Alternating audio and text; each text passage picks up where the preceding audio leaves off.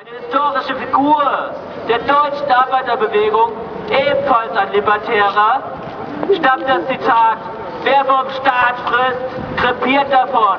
Liebe Grünen und auch alle anderen Parteien, guten Appetit!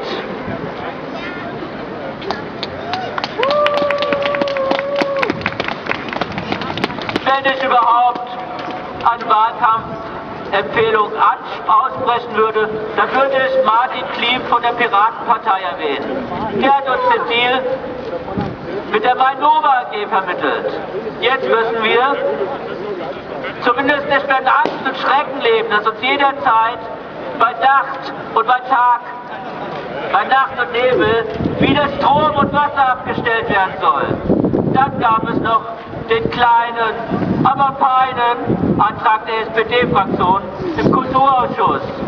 Monatelang wurde der Antrag von Schwarz-Grün wie Sondermüll behandelt, bevor er im Orkus versenkt wurde. Vom neuen Oberbürgermeister Peter Feldmann war zum Thema IWI in jüngster Zeit wenig Positives zu erfahren. Lieber sammelt er mit Petra Roth Spenden für ein Romantikmuseum. Lieber Peter Feldmann, ausgerechnet die deutsche Romantik, diese Retro-Mode und Überbetonung des Gefühls gegenüber dem Intellekt, hat es Ihnen angetan? Wie wäre es zur Abwechslung mal mit einem Revolutionsmuseum?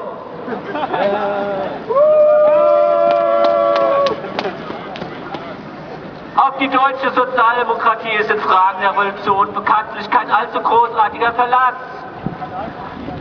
Dann an dieser Stelle auch noch ein wenig Selbstkritik. Denn wer austeilt, muss auch einstecken können.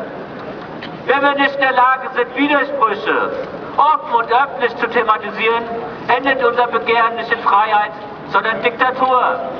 Was für die Spezialdemokratie 1914, 1918, 1923 oder für die deutschen Gewerkschaften 1933 gegolten hat, gilt auch für das IWI-Montagsplenum im Jahr 2012.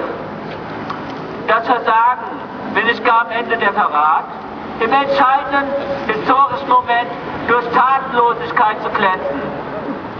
Das ist auch einer der Gründe, wieso ich die heutige Veranstaltung veranstalte, als Büro für unlösbare Aufgaben.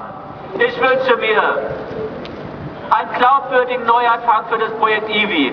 Mit oder ohne Container auf dem Westend Campus. Im Kettenhofweg 130 oder auf dem ehemaligen Bio-Campus am Palmgarten.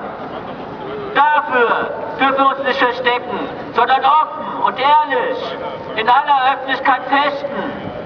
Nur im politischen Zweikampf auf der Straße finden wir neue Freunde. Die Uni, die Stadt, der Herr Wolf haben uns politisch in die Ecke gedrängt. Nun ist es an der Zeit, den Spieß umzudrehen. Das IWI ist tot, es lebe das IWI.